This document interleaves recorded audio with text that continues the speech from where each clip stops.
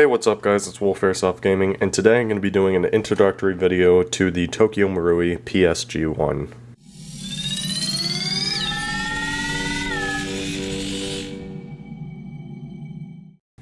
So there's not many videos about this gun out there, primarily because it's extremely unique. It uses a version 4 gearbox, and these parts, the upgrade parts for it, are near impossible to find and have been discontinued for a lot of years.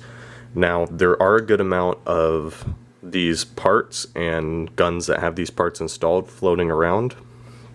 You can get them on eBay, Hop Up, whatever.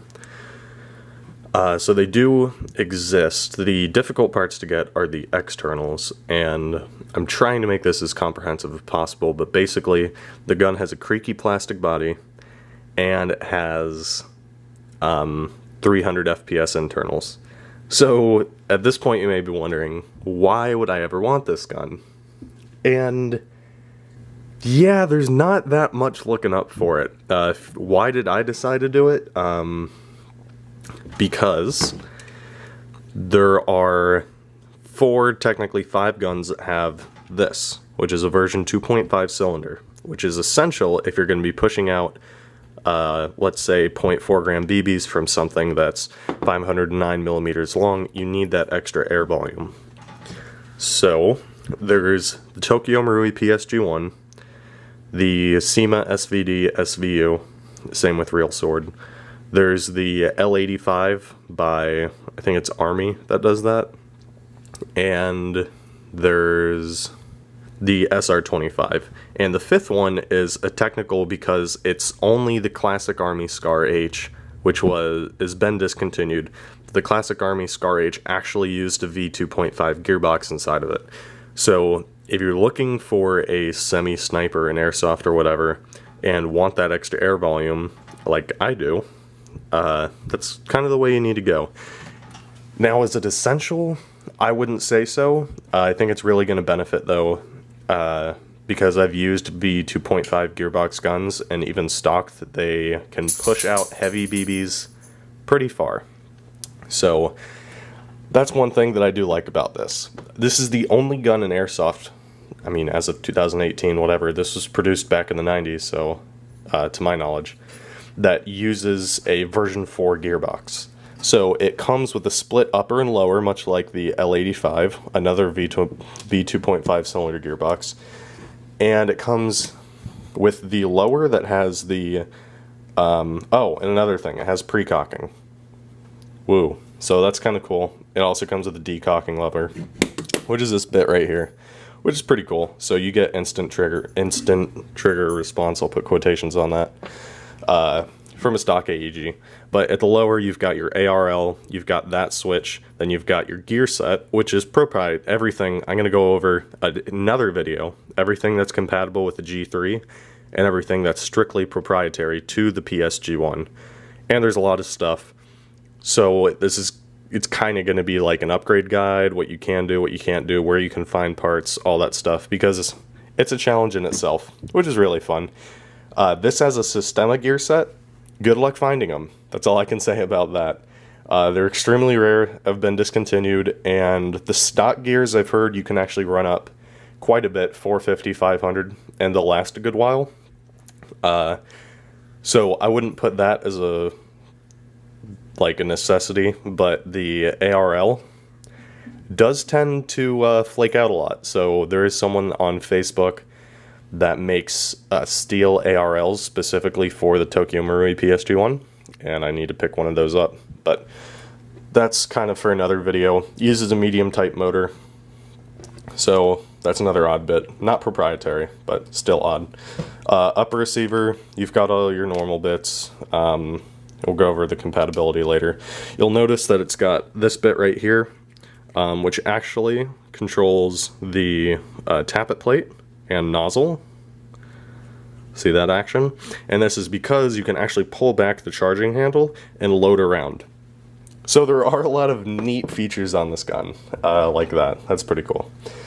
So, lower receiver, all that stuff. I've got it disassembled because I've been working on it. I just shimmed the gears and motor height perfectly. I also had to do some work on the motor because this gun is from the 1990s. It's a Sistema medium type motor, but we'll get into that stuff later. Proprietary, all that stuff. The creak mostly comes from the upper receiver here, so you've got a lot of that rattly plastic, which I actually don't mind that much. It sounds really bad on camera because I've seen videos and I'm like, just put it down. But you can get a G&G makes a magnesium upper, did make a magnesium upper receiver many years ago. Hard pressed to find one of them. And PDI still makes a chamber block and fluted outer barrel, but the outer barrel is actually metal. Plastic. That bit's metal. This bit right here, for whatever reason, that's metal. The rest is plastic. The scope is actually metal. And I'll show you the mod I did, but this comes with wobble, and now I've modded it so it doesn't have any wobble at all.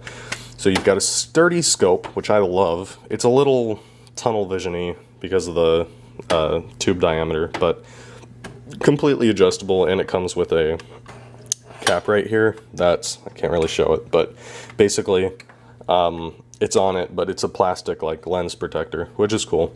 And HK charging handle. Oh, another thing I forgot to mention, this gun actually has electric blowback. So, kind of another novelty feature. You can kind of see here, I can shine some light on it. Still trying to find a good place to film. That thing right there catches on the piston, and that's how you have your electric blowback. Which also connects to the bit that I showed earlier, right here, so you can load your round when you wrap the charging handle.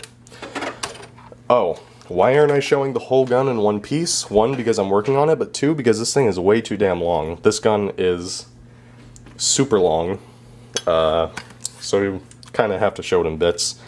This is the stock. You do need tools to adjust both of these. Battery compartment is actually only down here. It's a small bit.